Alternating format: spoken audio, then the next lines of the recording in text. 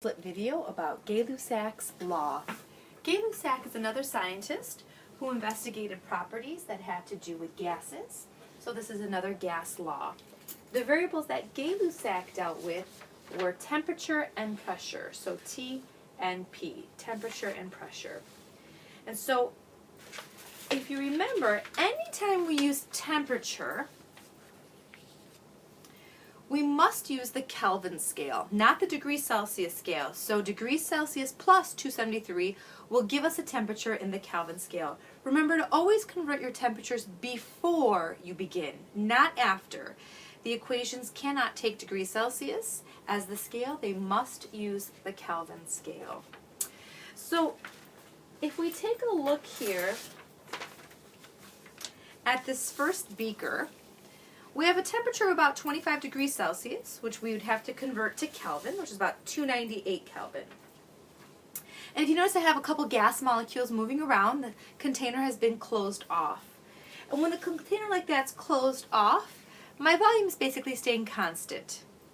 Okay, I can't change the volume of the beaker. I'm going to keep it whatever volume, whatever space I have stays the same here. Now, what if I increase the temperature to about 100 degrees Celsius, which is about 373 Kelvin. So I've increased my temperature. How is my gas going to react? Well, remember, my volume has to stay constant. So this beaker is exactly the same size as this beaker. Even though it might not appear that way, it is. So the volume stays constant. We didn't change the volume. So what happens then is that these gas molecules start to move around really quickly, meaning they've gained more kinetic energy from the heat. And as they move around more quickly, they collide with each other more often, with each other and the sides of the container. These collisions are what build up that force for area, which is called pressure. So let's take a look at that again. More heat means more kinetic energy, more moving around, which means more collisions of the gas molecules with each other and the walls of the container, which then means more pressure. Since the volume is capped off, these gas molecules can't go anywhere other than hitting the sides of the container. So this type of relationship, as temperature increases, pressure increases, and vice versa, as temperature decreases, pressure decreases, is a direct relationship, if you remember those words, direct. So let's take a look at a problem. Take a second and copy this problem down. It says a gas at 25 degrees Celsius has a pressure of 1.5 atm and it's heated to 323 degrees Celsius. If its volume does not change, remember, you always can assume the volume stays constant. What's the new pressure? Well, we need an equation. So let's first look at our equation here. Here's our equation. If you remember, this kind of looks like Charles' equation somewhat. And if you also remember, Charles' equation also was a direct relationship. The difference is, while Charles focused on temperature and volume, Gay-Lussac deals with temperature and pressure, T and P, temperature and pressure.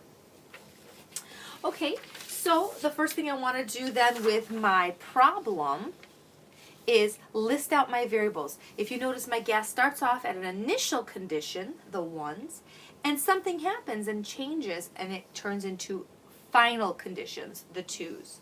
So let's go ahead and list out our variables like we always do. My T1 is 25 degrees Celsius. I went ahead and right away converted it into kelvins, adding 273. This temperature is at a pressure of 1.5 atm. Now it's changed, meaning we heated it to, the temperature increased. So we heated it to 323 degrees Celsius. Remember, change it to Kelvin right away. I added 273. Volume is not changed. What's the new pressure? So my new pressure is X. Okay, now I have all my variables listed out and my temperatures converted ahead of time, not at the end. Let's go ahead and plug them into the equation where they belong.